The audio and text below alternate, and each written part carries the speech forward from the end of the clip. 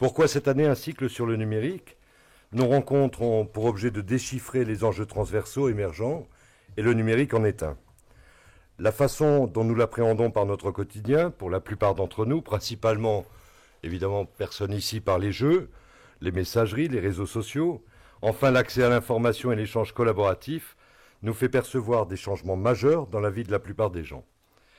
On se devine comme une société aux prémices de mutations profondes, en découvrant chaque jour les potentiels liés à l'outil et à la culture numérique. Nous, élus, voulons ouvrir nos territoires à ces potentiels par nos politiques publiques, avec l'idée cependant que l'initiative des développements revient aux acteurs économiques et à la société civile. Nous intervenons d'abord en complément d'infrastructures, de négociations avec les opérateurs sur la couverture. Nous cherchons à soutenir nos filières renouvelées par le numérique, habitat et domotique, centrales de mobilité, construction automobile et réalité virtuelle, santé et équipement d'imagerie médicale par exemple. Nous confortons la démocratie participative par de nouveaux canaux d'information. Nous n'ignorons pas les fractures liées aux usages, que ce soit les risques de perte de compétitivité pour les entreprises qui n'utiliseraient pas les technologies informatiques et de communication, ou une difficulté accrue d'accéder aux informations, notamment liées à l'emploi ou à la culture pour les personnes qui ne maîtriseraient pas ces nouveaux outils. Pourtant, il nous manque une certaine lisibilité, nous encourageons de multiples facettes de la culture du numérique, sans pour autant en appréhender pleinement ses origines et ses conséquences. Où va-t-on? Qu'est-ce qui se joue? Qui gagne et qui perd? Comment plonger dans un monde devenu certes incontournable, mais opaque, et choisir alors notre direction? L'agence s'interroge sur la nature des changements sociétaux en cours pour faciliter l'adaptation des politiques publiques. En serait-on à une nouvelle étape, comparable à celle du passage de l'habitat nomade à la ville, source d'individuation et de l'idée même de démocratie? Le passage à l'outil numérique serait-il de cet ordre, faisant émerger par la mise en réseau numérique une réorganisation du fonctionnement des individus, puis de la société, dorénavant plus vivante par ce réseau? Pour le meilleur et pour le pire, dirons-nous. Nous avons besoin d'un philosophe, d'un penseur tel que vous, Monsieur Stigler, capable d'emprunter à la psychanalyse, aux sciences de la cognition, tout autant qu'à l'économie, à l'histoire, à l'actualité, pour nous aider à déchiffrer les enjeux du numérique pour notre société. Il s'agit rien de moins de construire une narration lisible des métamorphoses en cours, c'est-à-dire des façons de penser, de l'économie, de la démocratie, de la gouvernance des territoires, mais aussi de l'émergence des nouveaux contrôles à l'échelle de réseaux mondialisés plus vulnérables et plus robustes que jamais. Étant donné vos travaux clairvoyants, nous vous sommes reconnaissants d'avoir accepté notre invitation à Strasbourg. Je sais que c'est chose rare que vous en acceptiez, devant un public, comme vous le voyez, en tout cas très heureux de venir vous écouter. Il y avait hier, dans le journal Libération, un supplément écho, non pas écho d'ailleurs, je ne me souviens plus du titre de ce supplément, un supplément qui parlait de l'aménagement numérique des territoires et du plan d'investissement de 13 milliards d'euros pour développer le très haut débit dans le territoire français.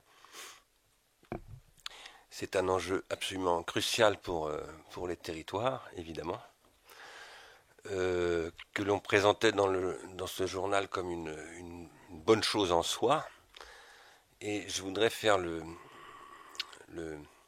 perturbateur et dire que c'est une bonne chose en soi d'investir 13 milliards d'euros dans les réseaux à très haut débit si l'on a une politique d'ensemble. Mais si l'on n'en a pas, ça peut être une catastrophe. Ça peut être un investissement réalisé par la puissance publique française ou européenne au service des grandes compagnies américaines qui vont s'emparer de cet investissement pour finalement en tirer parti et capter le maximum de valeur et transférer cette valeur en dehors du territoire. Pour tout vous dire, je pense qu'aujourd'hui c'est surtout ça qui se passe.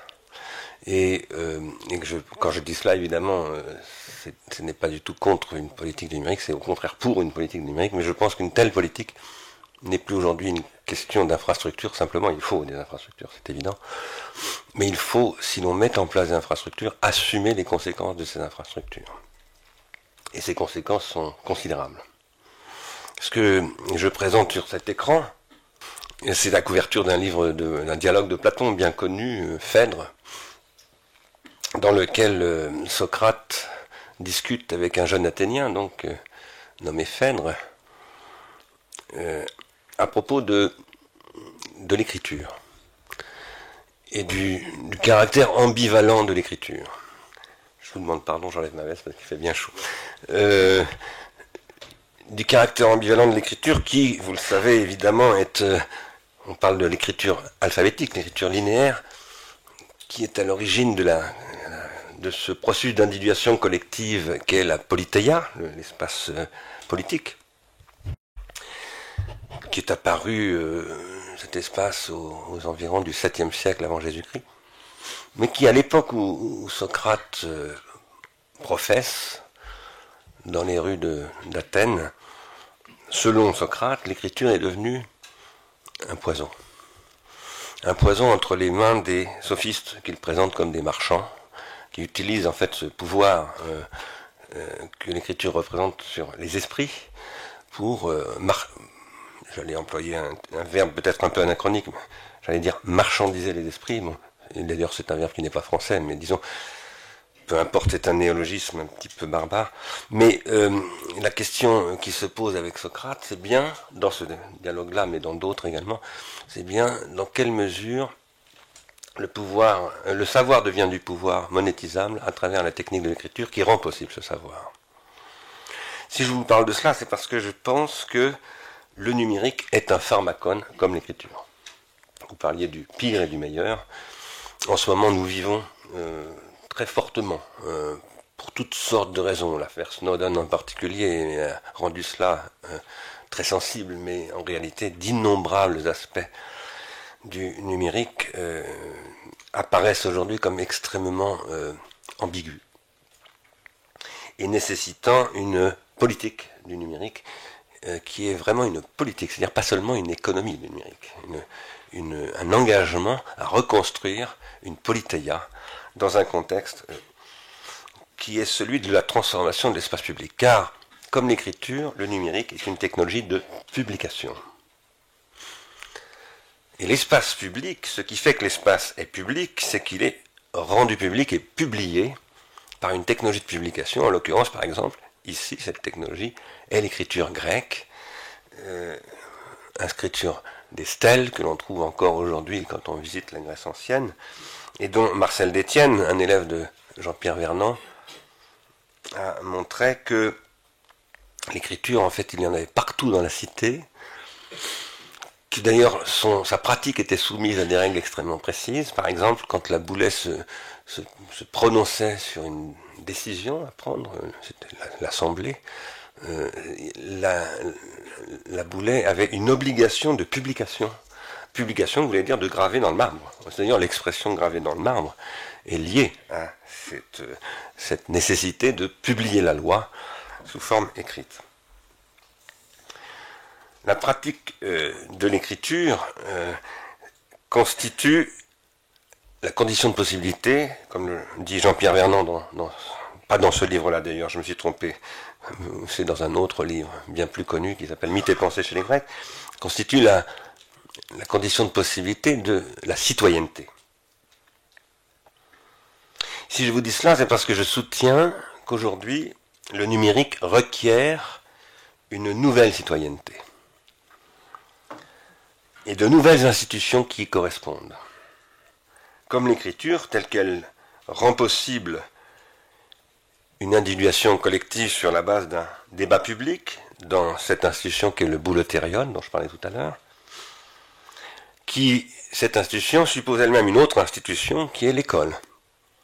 L'apparition de l'école a été rendue indispensable par l'apparition évidemment de la technique d'écriture étant elle-même la condition de possibilité d'un nouveau mode d'être ensemble qui constitue une individuation collective qu'on appelle la citoyenneté et qui rend possible des droits et des devoirs fondamentaux définis par une constitution. Alors, une constitution est un terme moderne, et c'est un terme typiquement français, enfin, il n'est pas seulement français, mais je dirais qu'en France, la constitution a une importance particulière, historiquement parlant, et actuellement encore aujourd'hui.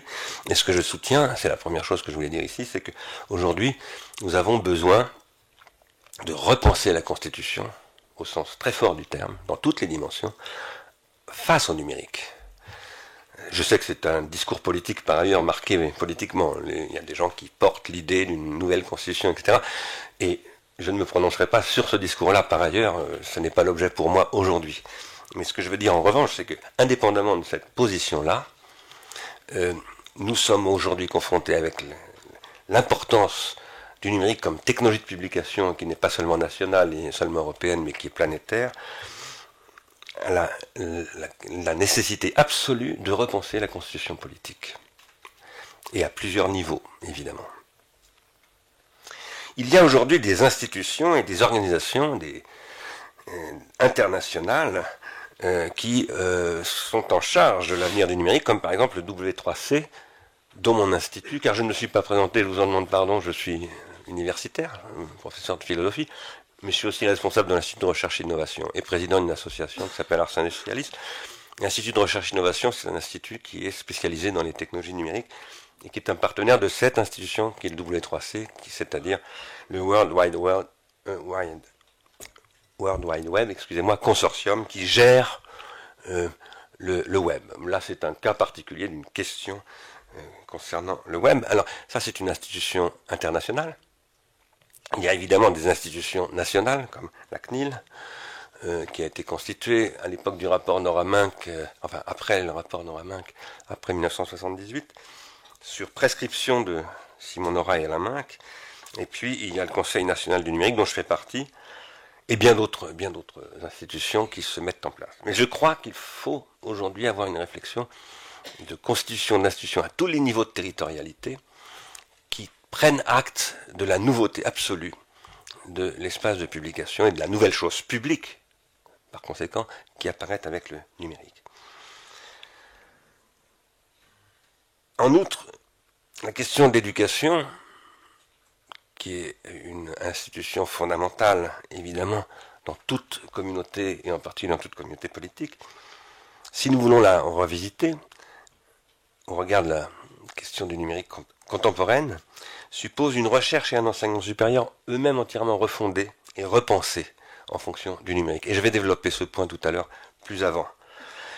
C'est d'autant plus indispensable que l'avènement du numérique pose des questions de souveraineté économique. Par exemple, on voit ici une automobile dont on a beaucoup parlé ces derniers temps, qui est montée en open source et c'est un modèle de développement de l'automobile qui est en train aujourd'hui de s'étendre, avec ce qu'on appelle donc l'open automobile.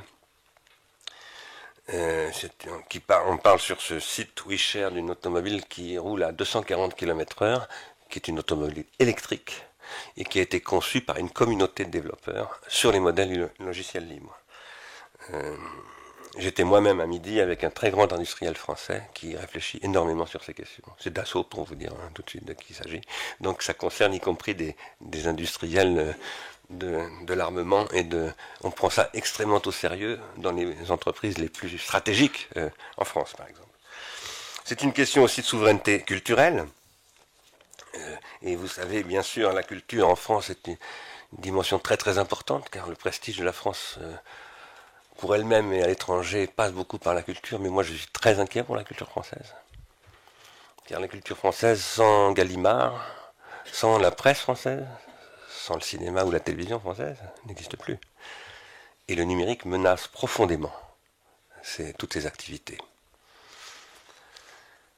C'est aussi une question de puissance fiscale, c'est-à-dire de puissance d'agir, de souveraineté au sens de je peux agir si je ne récolte pas de recettes fiscales, l'État ne peut plus rien faire. L'État ou la commune ou le département ou la région.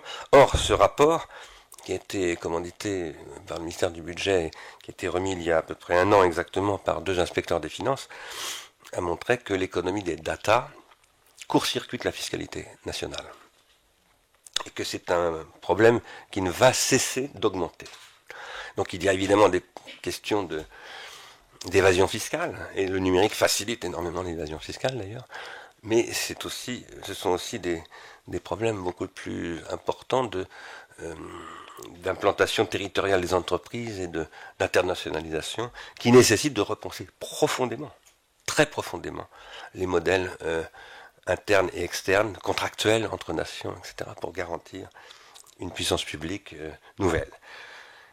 La puissance administrative également est extrêmement bouleversée. Par exemple, ce qu'on appelle les analytics font que, avec ce dont on parle maintenant beaucoup, qu'on appelle les big data, font que, par exemple, Facebook et Google deviennent des fournisseurs de données aux États qui se substituent par exemple à l'INSEE en France.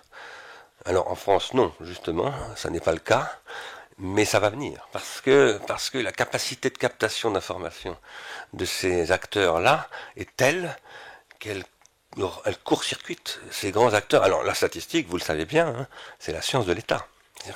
C'est l'instrument fondamental de la constitution de l'État moderne. Bon.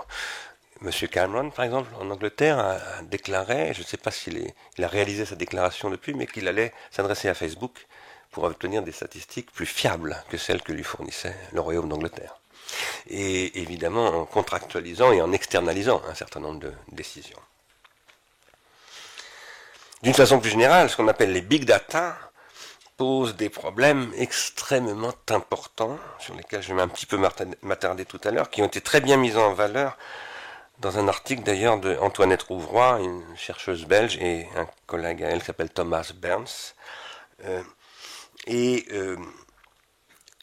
constitue une révolution épistémologique et épistémique, au sens où Michel Foucault avait soulevé le problème des technologies de pouvoir, depuis Les mots et les choses, et ensuite un certain nombre d'autres ouvrages, et montrait que il y avait de très grandes transformations à travers la technologie de pouvoir qui se produisaient à travers le temps, et ce que disent Rouvroy et Burns, c'est que les technologies, ce qu'ils appellent la gouvernementalité algorithmique, est en train de complètement modifier les processus de pouvoir, avec un pouvoir économique qui devient de plus en plus important par rapport d'ailleurs au pouvoir politique.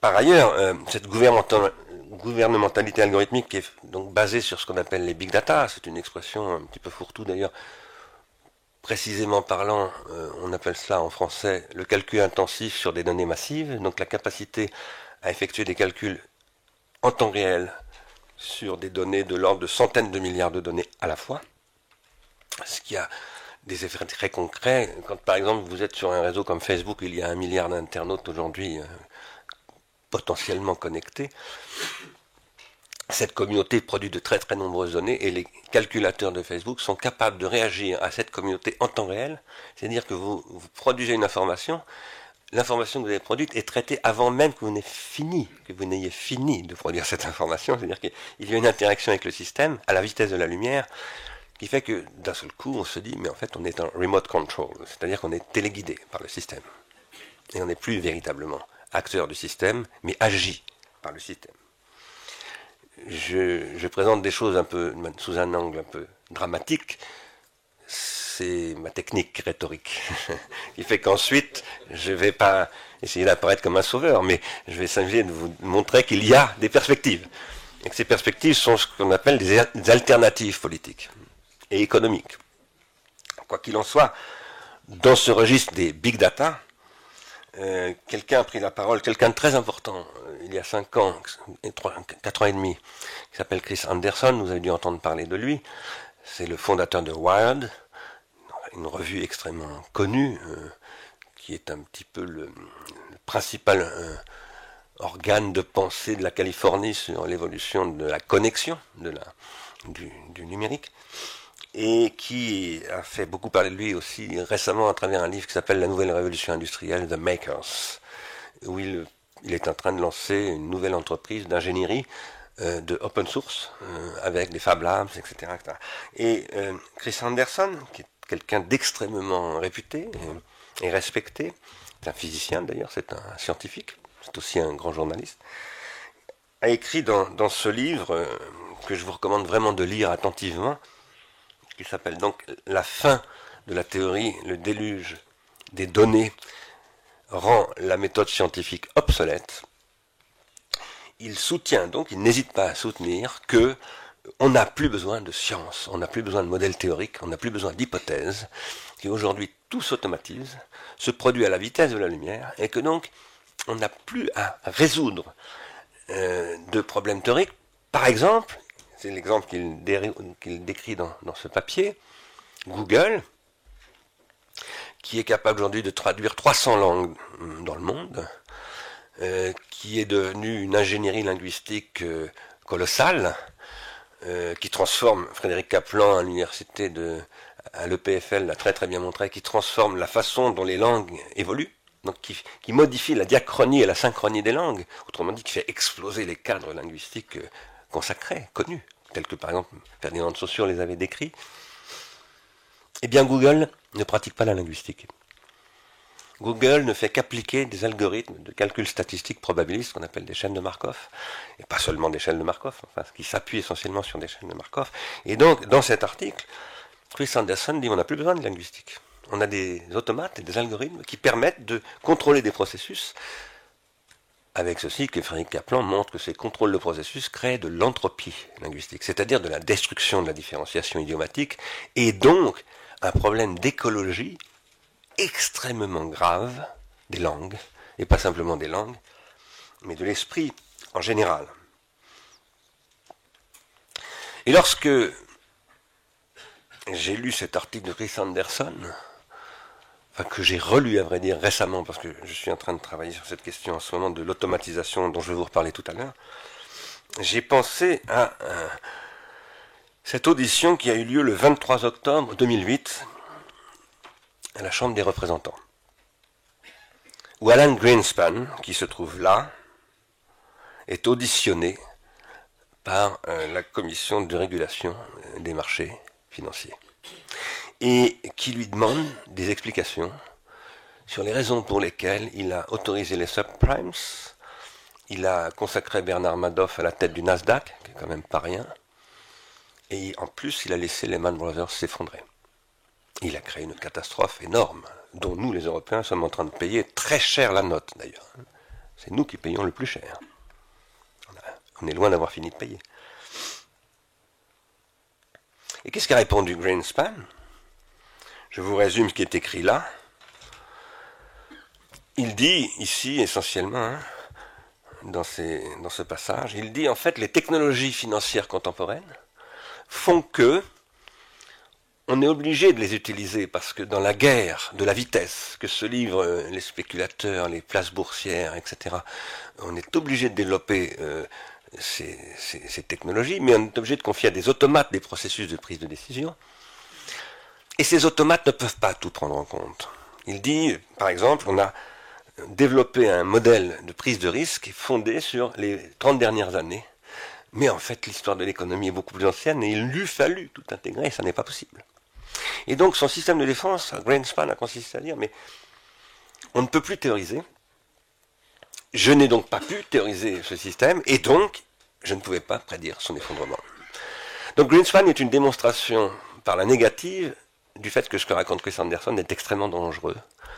Car si l'on en croyait Chris Anderson, il faut laisser les automates réguler le marché financier. Et ce que dit le président de la Banque fédérale, qui à l'époque ne l'est plus, c'est mais non, il faut, parce que c'est ce qu'il dit à la fin, il dit il faut sortir de ce jeu-là.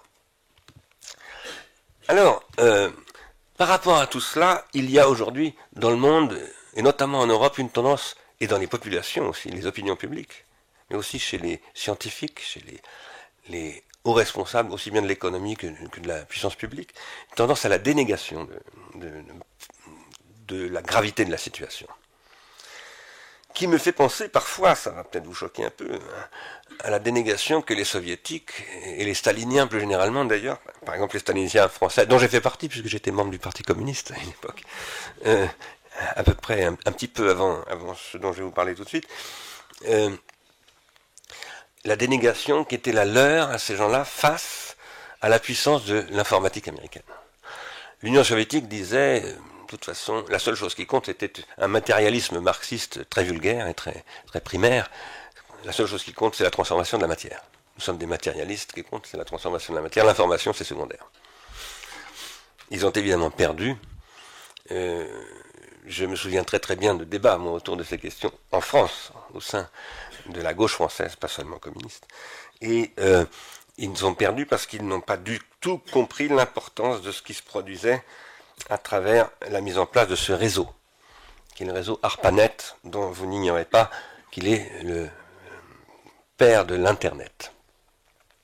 Le réseau ARPANET qui a été mis en place, c'est donc un réseau d'ordinateurs et de centres serveurs qui a été mis en place par l'armée américaine et qui a préfiguré l'Internet, a rendu possible ce qui s'est passé là. Ça, c'est un rapport qui a été voulu par Albert Gore et qui a permis aux États-Unis, qui à la fin des années 80, au début des années 90, étaient dans une situation économique très problématique, qui a permis à William Clinton et Albert Gore donc de lancer une nouvelle suprématie américaine. Mais cette nouvelle suprématie américaine qui a reposé sur 20 ans d'investissement de l'armée américaine dans les technologies du multimédia. C'est Ernst Schiller, qui est un professeur, à l'époque il était professeur à l'université de San Diego, qui a fait cette étude-là, qu'il a publiée en 1997. Et ce que je veux vous dire, c'est qu'il y a une puissance publique américaine qui s'appelle l'armée américaine qui a produit une possibilité qu'ensuite le marché américain a exploité. Mais si le marché américain a pu exploiter cela, c'est aussi grâce à l'Europe. Where the web was born, c'est à Genève, dans une institution publique européenne qui s'appelle le CERN, c'est un centre de recherche en physique, où un Anglais, Tim Berners-Lee, un Belge, Robert Caillot, et beaucoup d'autres collègues, dont beaucoup de Français d'ailleurs, ont inventé le web.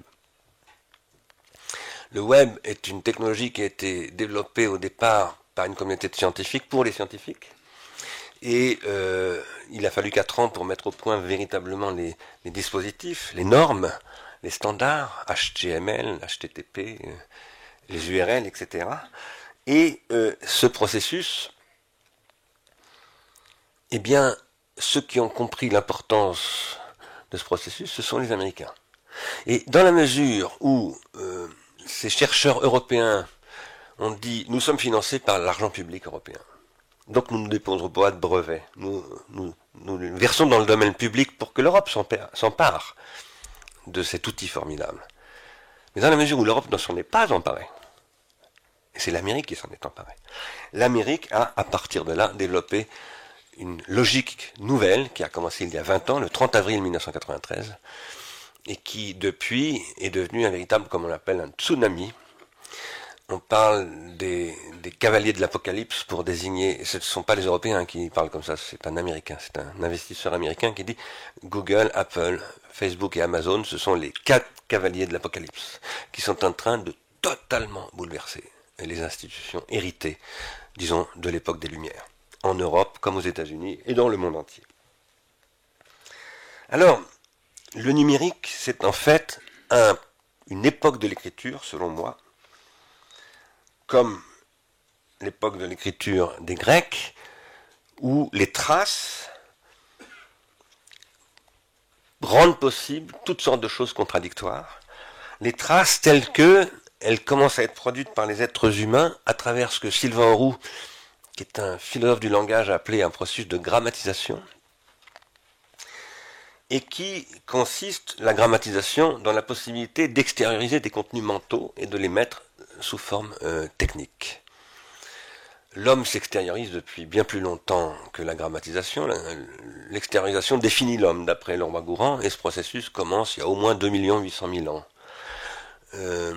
C'est-à-dire lorsqu'on trouve le squelette du gingentrope dans la vallée de l'Olduvai en Afrique du Sud. Mais ça, c'est une extériorisation du geste moteur, de la motricité, des réflexes de survie, qui va créer une boucle entre le corps et ses objets, ses prothèses, qui va transformer le corps, qui va lui-même transformer ses objets, et qui va développer ce processus d'extériorisation dont parle André Leroi-Gourhan. Mais à partir du Paléolithique supérieur, se produit donc ce que j'appelais tout à l'heure un processus de grammatisation. Ce que vous voyez là, c'est une lionne qui court. Et ce que montre l'analyse qui est en dessous, c'est que cette lionne qui court, en fait, discrétise le mouvement de la lionne en train de courir. Alors, c'est une fresque qui se trouve dans une grotte de l'Ariège, qui s'appelle la grotte de la Vache. Un archéologue, Marc Azema, a publié il y a 2 ans un livre où il a fait analysé 250 grottes, où il y a des dessins de ce type. où il montre qu'en fait les hommes préhistoriques de cette époque-là sont déjà en train de produire ce qu'on retrouvera avec Étienne Jules Marais, qui sera à l'origine du cinéma. Et ça lui fait dire, en fait, le cinéma commence à l'époque du Paléolithique supérieur dans ses concepts. À savoir comme processus de discrétisation du mouvement. Vous savez qu'Étienne Jules Marais avait rendu possible le taylorisme d'ailleurs, hein, et l'analyse du fait que le cheval a toujours un sabot qui touche terre, etc., avec des techniques de chronophotographie. Mais en fait, Marc Azéma montre que dans les grottes commence déjà un processus qui est ce que j'appelle moi la grammatisation, dans la mesure où c'est un processus qui consiste à discrétiser le continu. Voilà. Les big data dont je vous parlais tout à l'heure, c'est une discrétisation du continu à la vitesse de la lumière par des algorithmes, mais c'est la poursuite de ce processus.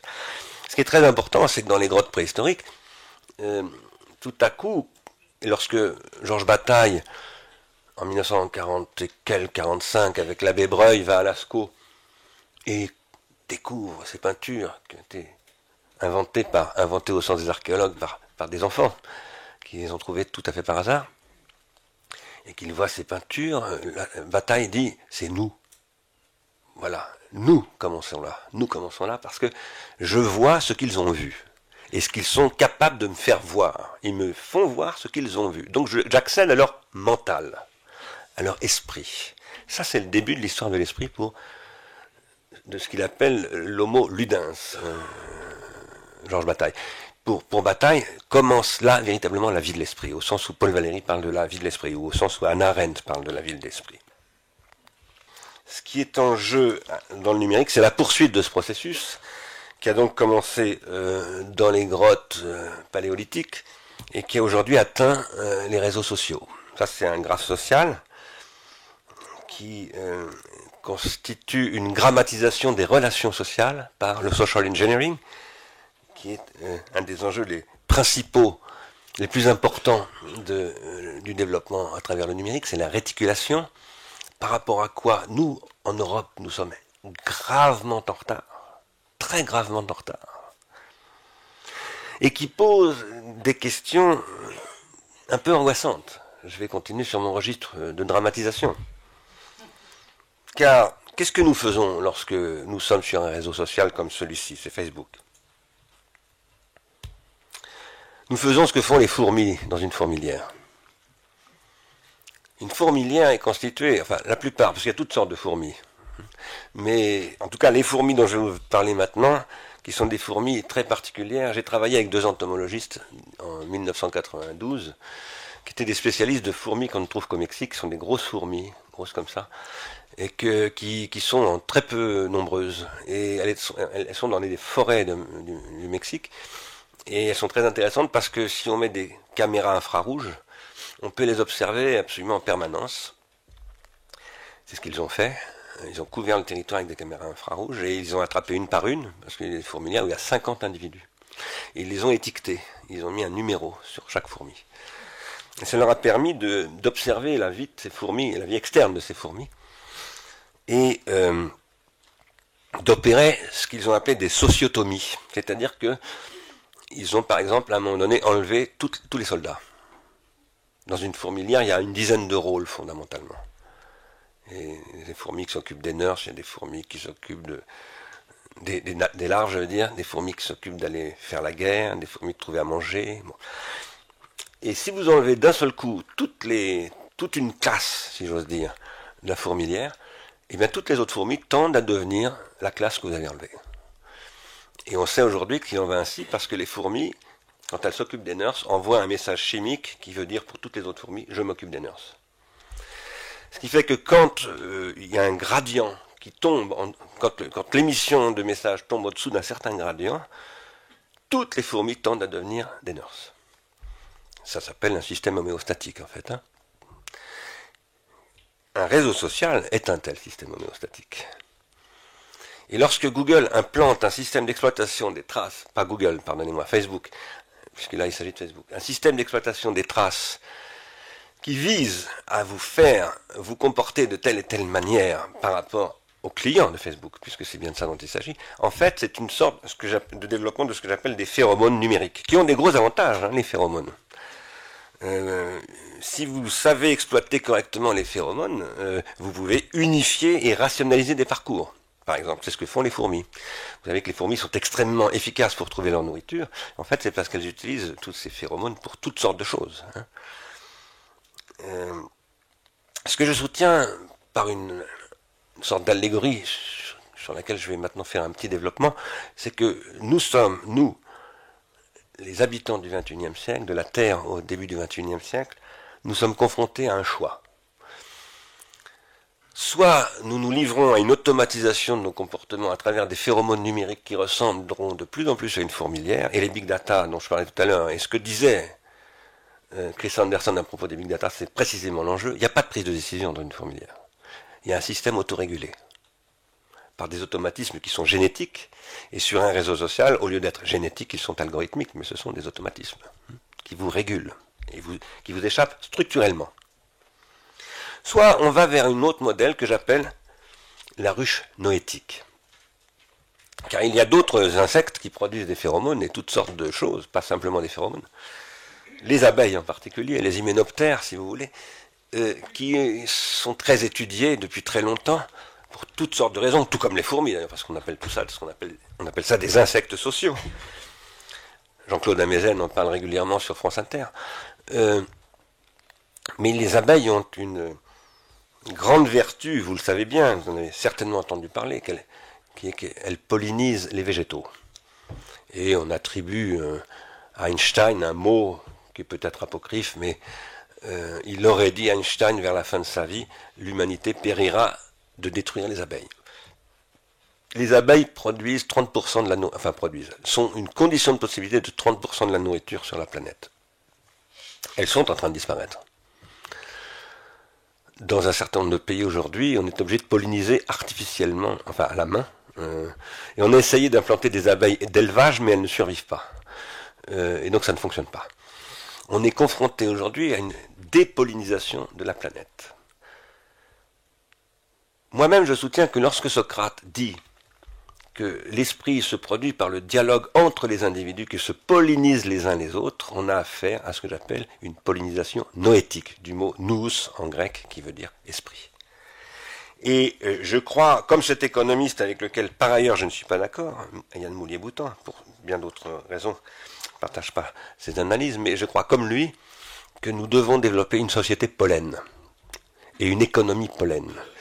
Qu'est-ce que c'est qu'une économie pollen? C'est une économie où la valeur produite par les externalités positives, car ce que produisent les abeilles, c'est ce qu'on appelle en économie une externalité positive, doit être monétisée et assumée par des voies qui ne sont pas les simples voies de l'économie marchande. Quand je dis cela, c'est pas pour prôner un collectivisme numérique, il ne s'agit pas de ça. Il s'agit simplement de tirer les conséquences économiques et politiques du fait que, par exemple, vous le savez bien, le logiciel libre est aujourd'hui, l'open source plus généralement, est aujourd'hui majoritaire dans la production numérique.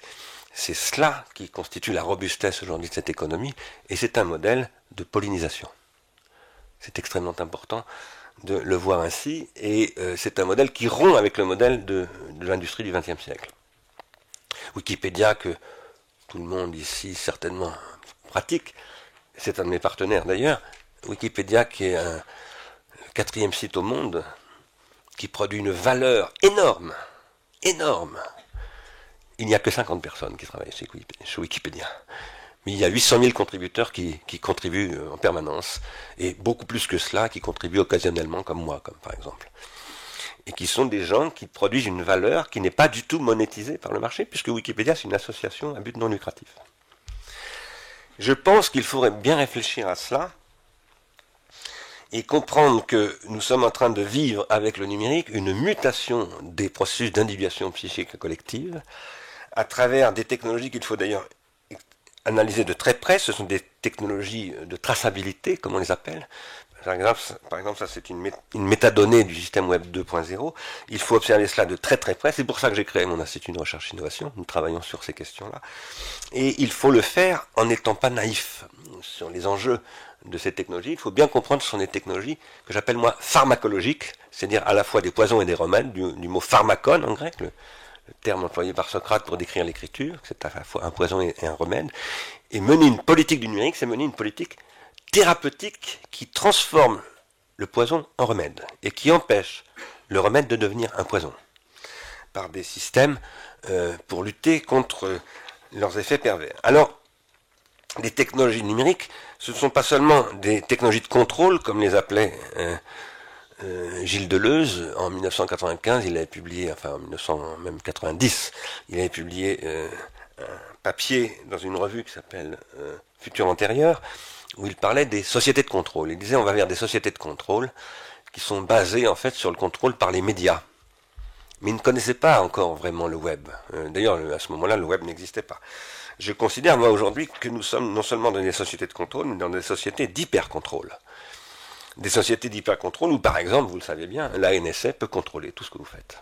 Et c'est... Bon, les gens qui connaissent un peu ces réseaux le savent depuis longtemps. Ce qui est un peu stupéfiant, c'est qu'on n'a jamais ouvert un débat public sur ces questions. On en a parlé souvent, hein, Ars Industrialis d'ailleurs on en a parlé, beaucoup de gens en ont parlé, mais comment se fait-il que par exemple le Parlement en France n'ait pas posé ce problème, que le Parlement européen à Strasbourg n'ait pas posé ce problème? Il faudrait que ça devienne un objet de débat public. Car par ailleurs, cette technologie de contrôle ou d'hyper-contrôle est en train de discréditer une dynamique économique qui est la seule voie possible pour sortir de la crise actuelle. Et lorsque l'on voit ces activistes américains renvoyer à M. Obama ce slogan, qui en fait est un enjeu de lutte politique dans une société d'hypercontrôle qui a succédé à la société disciplinaire que décrivait Michel Foucault dans les années 60, on s'aperçoit qu'il est très important de théoriser ces choses-là à nouveau frais, par exemple en passant aussi par la neurologie et les neurosciences. Pourquoi est-ce que tout à coup je parle des neurosciences? C'est bien parce que, par exemple, actuellement, depuis 4 ou 5 ans maintenant aux États-Unis, en l'occurrence à Columbia University, surtout, on développe ce qu'on appelle la neuroéconomie. Le marketing devient un neuromarketing qui a pour but de contrôler les processus réflexes dans le cerveau pour déclencher des réactions pulsionnelles et court-circuiter le néocortex. C'est évidemment pas comme ça que les neuromarketeurs le présentent, parce qu'eux disent non, pas du tout, nous cherchons à optimiser le marketing des entreprises, mais en réalité, quand vous regardez de très près comment ça fonctionne par une utilisation systématique des réflexes primaires du cerveau pour court-circuiter tous les processus d'éducation, d'apprentissage, de rationalité, etc., etc. Je me penche moi-même beaucoup en ce moment sur ces sujets avec cette personne qui est Marianne Wolf, qui a montré dans ce livre absolument formidable que vous trouverez en français bientôt puisqu'il va être traduit, que le cerveau est en fait une machine, un organe, excusez-moi, qui doit sans cesse intérioriser ce qu'il extériorise. Et que s'il ne réintériorise pas ce qu'il extériorise, alors il devient dépendant de ce qu'il a extériorisé. En fait, c'est ce que décrivait Karl Marx à propos de la prolétarisation au XIXe siècle, et c'est ce que décrivait Socrate à propos de l'écriture. Lorsque Socrate dit à Phèdre, très bien, utilise l'écriture, mais à une condition, c'est que tu réintériorises cette écriture, c'est-à-dire que tu penses par toi-même avec elle. Il disait, dans un langage évidemment qui n'est pas celui-ci, ne te fais pas prolétariser par ton extériorisation. Aujourd'hui, nous sommes confrontés à une extériorisation massive et constante de tout ce que nous faisons. Nous n'en sommes même pas conscients. Et non seulement nous, mais les objets. Par exemple, tout à l'heure, je vais vous montrer des robots qui traitent des pièces détachées qui sont elles-mêmes aujourd'hui pucées, c'est-à-dire qui émettent des messages. Et toutes les chaînes de production en ce moment sont en train d'intégrer le numérique à tous les stades des objets, c'est ce qu'on appelle l'Internet des objets, et qui fait qu'ils n'ont plus besoin de nous, ces objets. Ni pour prendre des décisions, ni pour les fabriquer, ni pour rien du tout. Alors, nous sommes face à un état de fait, aujourd'hui, qui est un état de fait extrêmement menaçant, qui permet de court-circuiter ce qui se passe dans les cerveaux, par exemple, et nous sommes confrontés à la nécessité de passer à un état de droit. L'état de fait, c'est qu'il y a une technologie aujourd'hui qui bouleverse absolument tous nos droits. Nos droits au sens, je ne parle pas simplement des droits de la personne, ou des droits civiques, ou des droits politiques. Je parle même du droit théorique, c'est-à-dire qu'en droit, par exemple, en géométrie, on ne peut pas faire cela. On doit se conformer à une juridiction, ce qu'on appelle chez les philosophes une légalité de la géométrie. Et en fait, toute science est basée sur une légalité. La rationalité même définit des règles de rationalité qui sont des légalités de la raison. je soutiens, moi, depuis longtemps d'ailleurs, que en fait, la raison est toujours mise en œuvre par une extériorisation technique. Mais que cette extériorisation technique est toujours d'abord irrationnelle. Et que si on ne produit pas une réintériorisation, et qui passe par une constitution d'ailleurs, au sens où je le disais tout à l'heure, c'est-à-dire par une politique, par un collectif, eh bien on va vers une irrationalité et une crise majeure. Aujourd'hui, nous vivons quelque chose qui ressemble en beaucoup plus important, à mon point de vue, ça a été souvent dit d'ailleurs, à ce qui s'est produit lorsque l'imprimerie a créé une rupture dans le christianisme, une rupture majeure, qui a engendré l'opposition entre catholicisme et protestantisme, et qui a aussi engendré le capitalisme naissant, et la société moderne. Le numérique est en train d'engendrer quelque chose de ce type, mais à mon avis à une dimension infiniment plus grande. Infiniment plus grande. Car le numérique produit une rupture anthropologique, au sens où, dans ce livre par exemple, André Leroi-Gourhan décrit la manière dont les techniques à travers le temps ont créé des ruptures anthropologiques. Et d'une certaine manière, d'ailleurs, dans le deuxième volume, André Leroi-Gourhan, en 1965, anticipe ce dont je vous parle ce soir. Car il parle de quelque chose, il décrit quelque chose qu'il appelle une magnétothèque, mais qui ressemble énormément à un réseau hypertextuel. À une époque où d'autres aux États-Unis sont en train d'y penser aussi.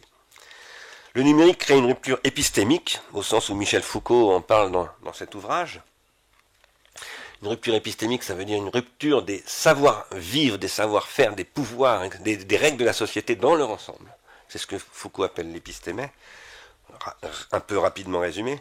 C'est aussi une rupture épistémologique, au sens où Bachelard, dans cet ouvrage-là en particulier, soulève le problème des transformations radicales de la physique à travers les instruments d'observation et prône ce qu'il appelle une phénoménotechnique, c'est-à-dire une étude de l'épistémologie de la physique qui prennent en compte la technique non pas du tout comme un moyen mais comme un milieu de la pensée et un objet qui modifie les objets physiques eux-mêmes. Voilà. C'est comme ça qu'on commence à penser au XXe siècle. Et toutes sortes d'autres aspects qu'il faudrait dérouler, je ne vais pas le faire car le temps tourne, il va falloir que je m'achemine vers ma conclusion.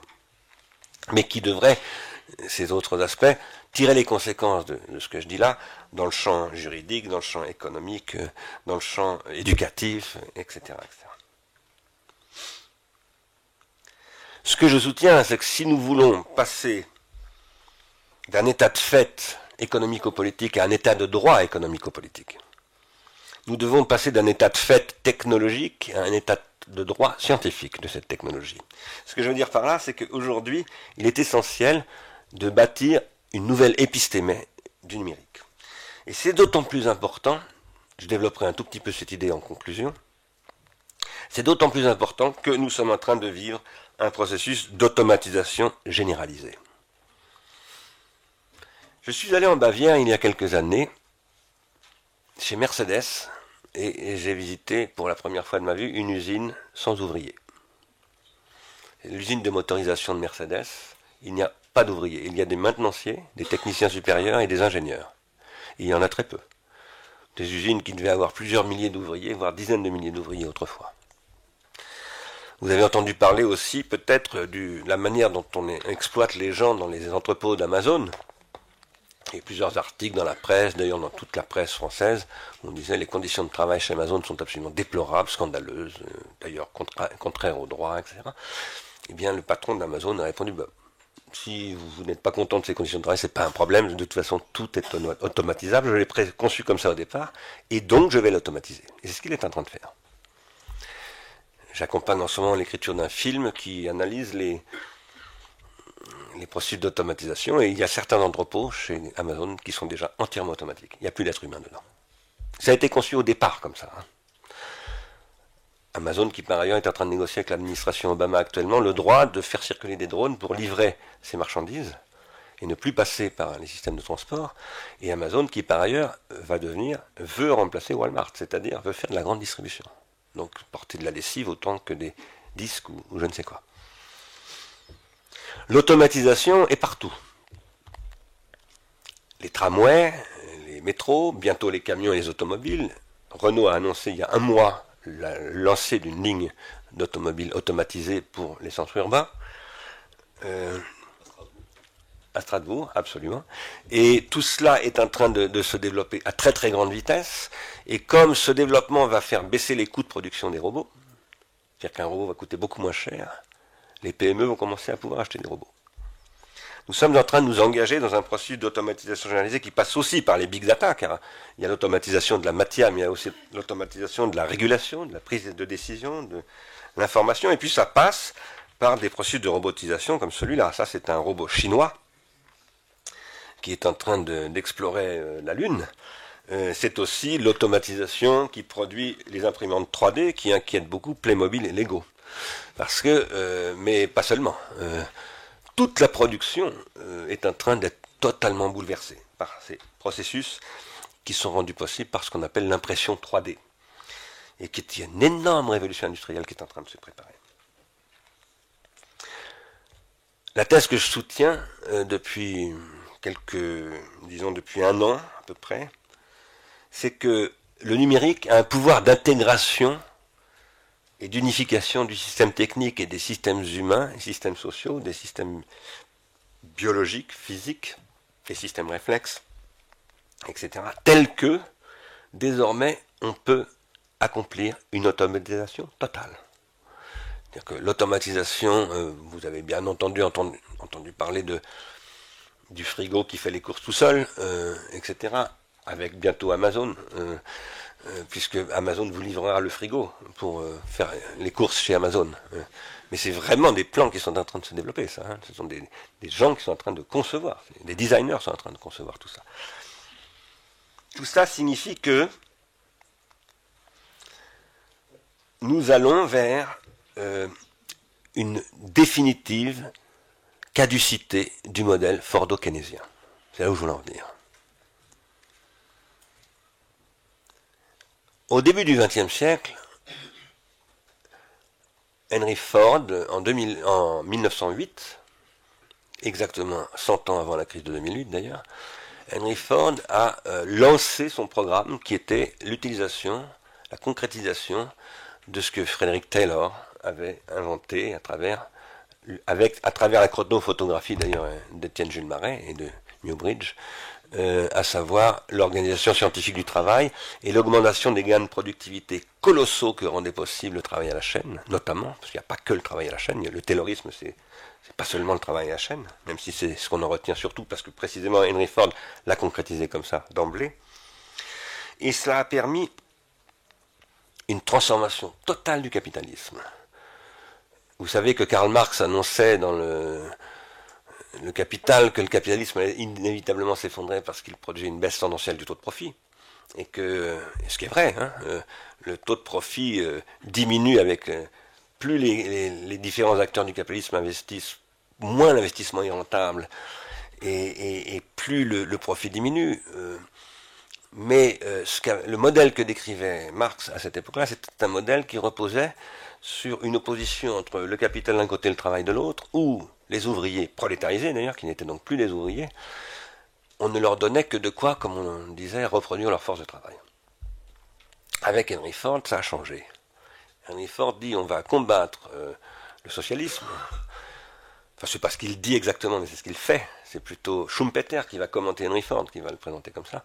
Henry Ford combat le point de vue socialiste en disant mais je vais faire des gains de productivité tels que je vais redistribuer à mes ouvriers. C'était pas du tout le modèle capitaliste européen.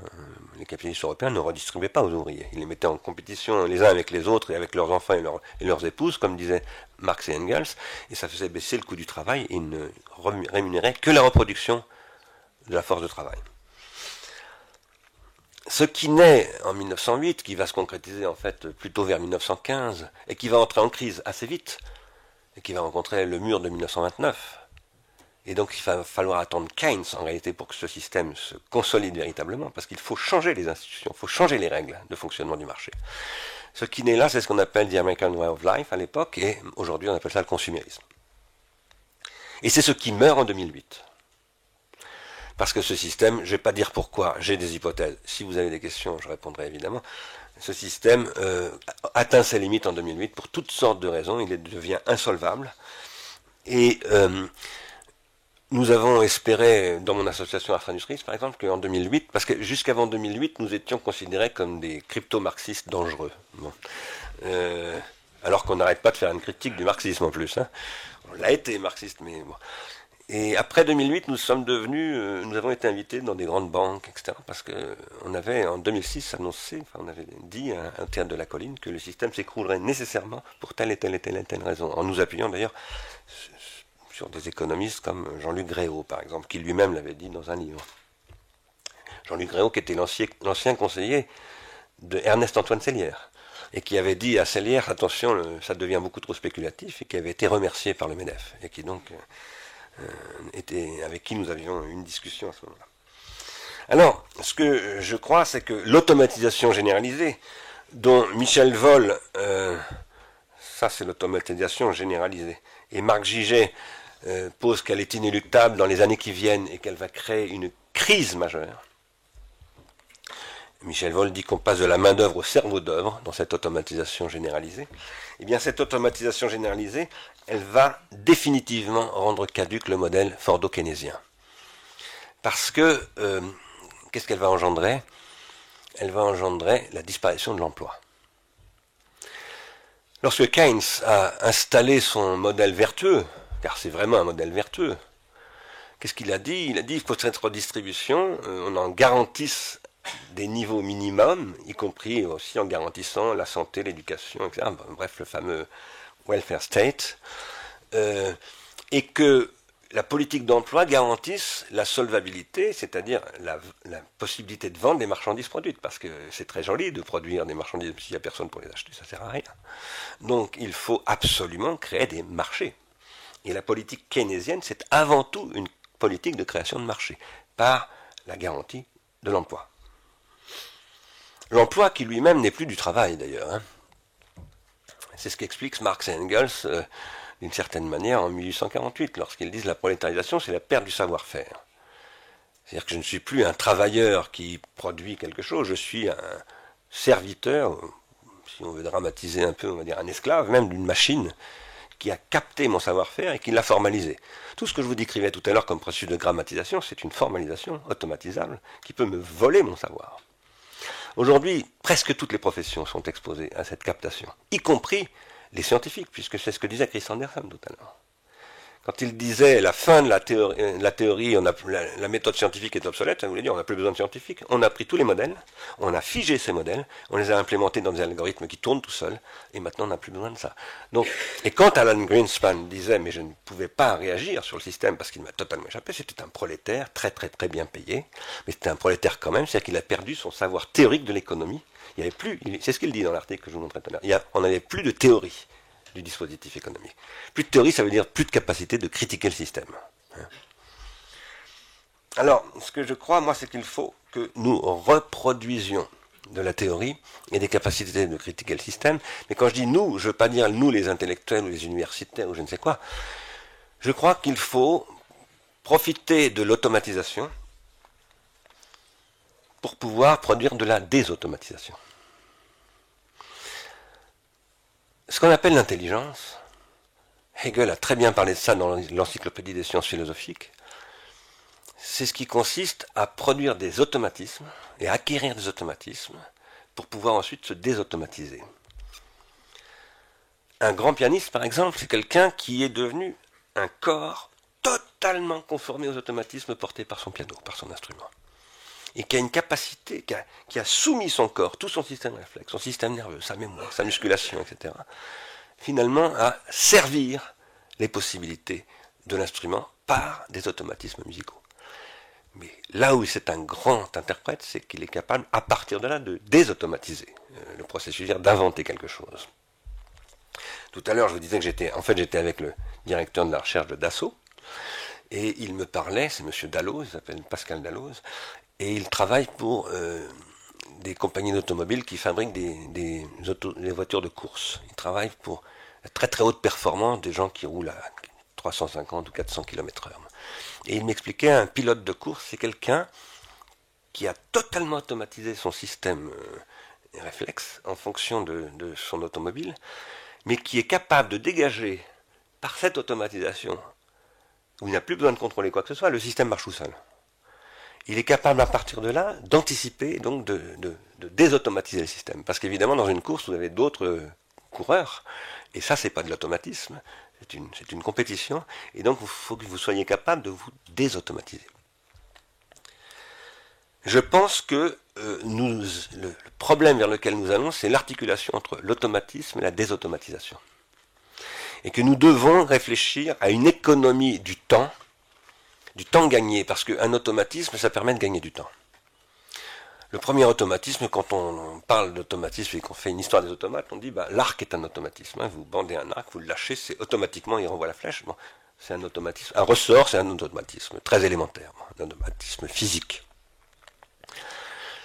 Et les automatismes se développent à travers le temps, et si nous les développons, c'est pour gagner du temps. Par exemple, je dirais avec une flèche, on fait voler à 300 km/h la flèche, avec un arc. Bon. Donc on gagne du temps par rapport à la proie en tant que prédateur. Et donc on attrape la proie. Lorsque Ford met le taylorisme en service, il fait des gains de productivité, donc il gagne beaucoup de temps. Donc il diminue ses coûts, il peut redistribuer à ses ouvriers, alors qu'ils vont transformer ce temps en quoi? Ce temps gagné en pouvoir d'achat. Et ce pouvoir d'achat va permettre d'aller passer son temps dans les marchés, les supermarchés, et voilà. Perdre son temps, si je puis dire, un petit peu, dans les supermarchés. Aujourd'hui, il y a une question de réallocation des ressources de temps qui doivent être réallouées au service d'une désautomatisation, c'est-à-dire au service de la capacité à développer des temps de savoir.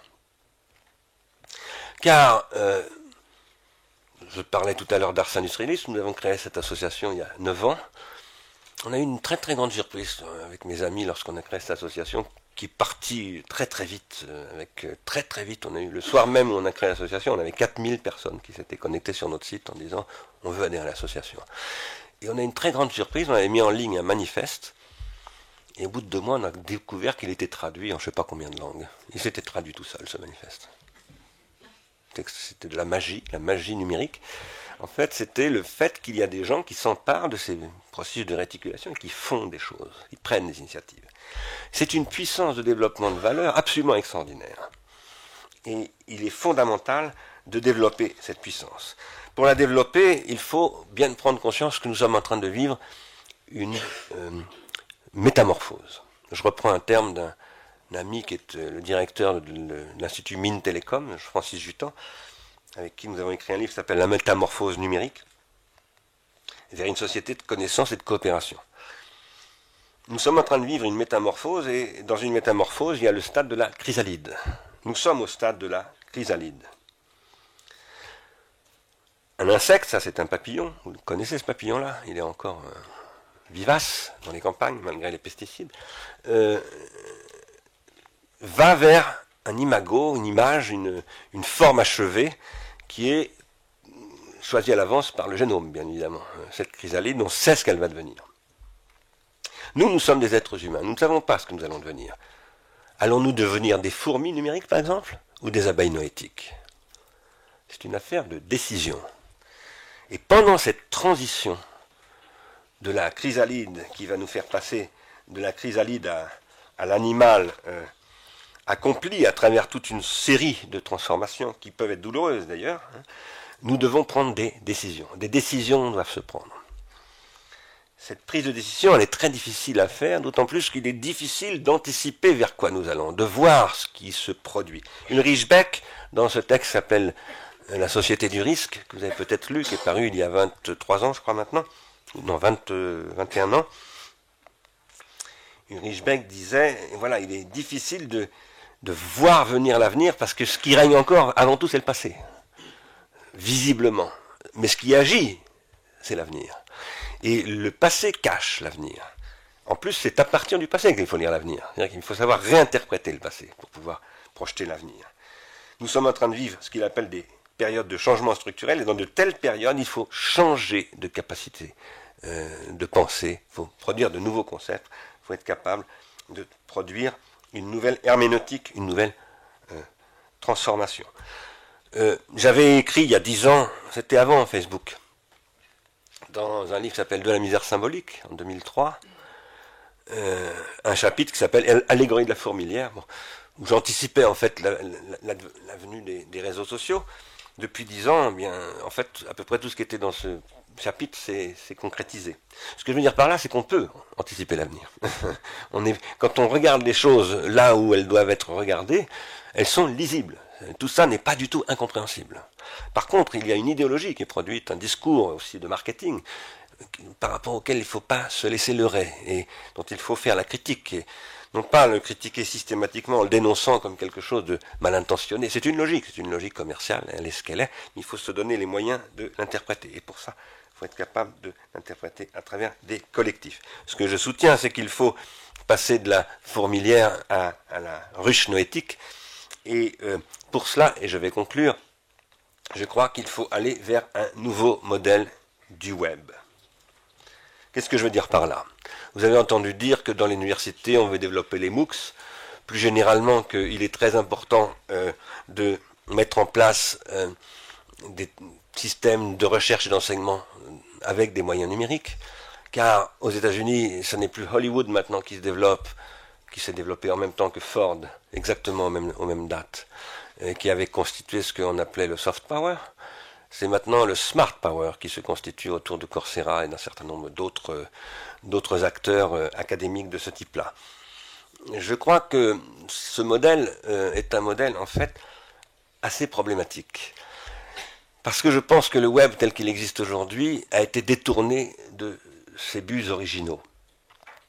Je vous le disais tout à l'heure, ce que Tim Berners-Lee et Robert Caillot ont conçu le web, c'était en fait essentiellement pour créer une plateforme d'échange entre scientifiques, pour créer entre eux des débats et des confrontations, ce qu'on appelle des controverses en science, des controverses scientifiques. Parce que la science n'avance que par des controverses, que par des conflits. C'est d'ailleurs pour ça que Socrate disait, c'est dans la dialectique, c'est-à-dire c'est dans la confrontation que la pensée se produit. On a toujours défini la pensée comme ça en Occident. Mais il n'y a pas qu'en Occident, en Chine également. Pas dans ces termes exactement, mais la Chine a une autre terminologie, ce n'est pas un modèle oppositionnel, mais c'est aussi une bipolarité. Le web a été conçu pour cela, par des scientifiques, et puis le W3C a été constitué pour gérer le web au niveau international. Et puis le web a explosé très très vite. Il y avait 1 million de serveurs au bout d'un an du web, et puis aujourd'hui c'est une explosion par milliards de dispositifs. Et une économie s'est produite en l'espace de 20 ans extraordinairement dynamique. Et l'obsession a été aux États-Unis de créer une solvabilité de tout ce dynamisme. À partir de là, le W3C a évolué dans une tendance que j'appelle anthropique, c'est-à-dire que de plus en plus, il a été fait non pas pour organiser des controverses, mais pour organiser des calculs sur les comportements, au service du marketing et de l'advertising, puisqu'en fait Google, qui a annoncé 20% d'augmentation de ses bénéfices encore cette année, c'était ce matin, Google a en fait développé un système d'analyse et de traçabilité des comportements qui tend à les homogénéiser. Je pense que l'Europe doit travailler à un nouveau web.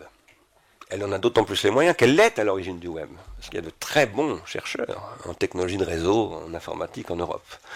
Et ce nouveau web, il doit reposer sur la possibilité de développer à travers quelque chose d'autre que le modèle Coursera, par exemple, et de développer à travers des technologies nouvelles de contribution et de confrontation des communautés critiques qui pratiquent ce que j'appelle la catégorisation contributive. Un savoir est constitué par des processus de catégorisation. Ces processus de catégorisation peuvent être explicites. En entomologie, par exemple, on fait de la catégorisation de manière très très explicite. Ça s'appelle de la taxinomie. En mathématiques, on a des terminologies très précises. Et une thèse, par exemple, en mathématiques ou en entomologie, c'est avant tout une thèse sur une catégorie. C'est pas présenté forcément comme ça, mais c'est essentiellement cela. C'est-à-dire que c'est quelque chose qui va faire évoluer le système des catégories dominantes sur un détail ou parfois sur une catégorie centrale, et à ce moment-là, on appelle ça un changement de paradigme. Ça n'arrive pas si souvent que ça, évidemment. Aujourd'hui, le numérique permet de produire le développement d'une catégorisation contributive qui permettent aussi, à travers par exemple des outils comme celui-là, c'est un outil que je suis en train de développer à mon institut, mais qui permettent aussi d'aborder le numérique dans ses dimensions véritablement théoriques.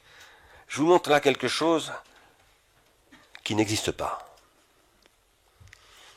C'est quelque chose qui n'existe pas puisque ce sont des phénomènes nanométriques qui sont projetés par un ordinateur via un microscope à effet tunnel Et les phénomènes nanométriques, vous le savez, ce sont des phénomènes quantiques. Ils existent, bien entendu, mais ils ne sont pas perceptibles et ils n'existent pas au sens où, à l'échelle macroscopique et même microscopique, on parle de choses qui existent, puisque ce sont des champs d'énergie et d'information où on n'est pas capable de localiser un objet. Ce sont des processus qu'on ne peut pas appeler à proprement parler des phénomènes, puisqu'un phénomène, c'est quelque chose qui arrive, phainesta en grec, ça veut dire qui apparaît, c'est quelque chose que je perçois, que je peux voir, entendre, toucher. Les phénomènes quantiques ne sont ni audibles, ni visibles, ni touchables. En fait, ce ne sont pas des phénomènes. Ce sont des réalités physiques, mais ce ne sont pas des phénomènes. Et bien aujourd'hui, l'essentiel de la matière va vers les nanosciences, les nanotechnologies. Ce que vous voyez là, ce sont des nanostructures, ce qu'on appelle des matériaux nanostructurés, qui en fait n'existent pas comme cela. Ça, c'est ce que présente un ordinateur qui simule cela. C'est au CEA qu'on développe ce genre de choses en ce moment. Et moi-même, je travaille avec le CEA et je travaille aussi avec des astrophysiciens qui eux-mêmes travaillent sur des observations de planétologie qui portent sur des quantités de données, c'est le cas de le dire, absolument astronomiques, qui ne sont traitables que par des ordinateurs et où on n'observe absolument rien à la lunette, parce que ce qui est observé par des ordinateurs. Et en fait, on travaille sur des très très grandes masses de données. Tout à l'heure, je vous disais que Google est en train de transformer la langue. Et que, à partir de là, il faut repenser la langue différemment. La langue numérisée n'est pas la langue écrite, par exemple, qui n'était pas la langue parlée, etc. Mais si vous regardez de près, j'ai appris hier d'ailleurs que à l'École normale supérieure de Rennes, il y a un gymnase aujourd'hui entièrement équipé en numérique. Et j'ai moi-même un thésard qui s'appelle Benjamin Delattre, qui est un sportif qui travaille sur qui fait une thèse en éducation physique et sportive sur le corps équipé, qui change complètement, puisque vous savez que maintenant on a des sportifs qui sont avec beaucoup de capteurs et qui utilisent tout cela. Ce que je suis en train d'essayer de vous dire, je pourrais vous parler de l'histoire. Frédéric Kaplan a lancé un énorme projet d'histoire reposant sur des algorithmes d'analyse des archives historiques et des big data, etc. Tous les savoirs sont en train d'être modifiés par le numérique.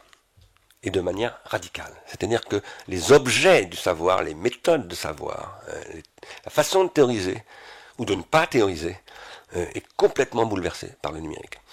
Il est donc essentiel de constituer une nouvelle épistémé, une véritable révolution épistémique et épistémologique qui doit se décliner aussi bien dans toutes les sciences que dans le champ politique et économique. Et il faut le faire parallèlement. Parce que les choses vont extrêmement vite. Je suis convaincu que l'Europe est tout à fait capable de le faire. Elle a les structures académiques pour le faire, elle a les laboratoires pour le faire. Il lui manque juste la volonté politique pour le faire. Alors comme on était à Strasbourg, je me disais que c'était important de le dire là, puisque c'est quand même ici que ça se passe, en principe. La volonté politique, le bouleterium de l'Europe est ici à Strasbourg. Et je pense qu'il est fondamental que l'Union européenne prenne vraiment la mesure de cette question et sorte de l'époque soviétique. Merci de votre attention.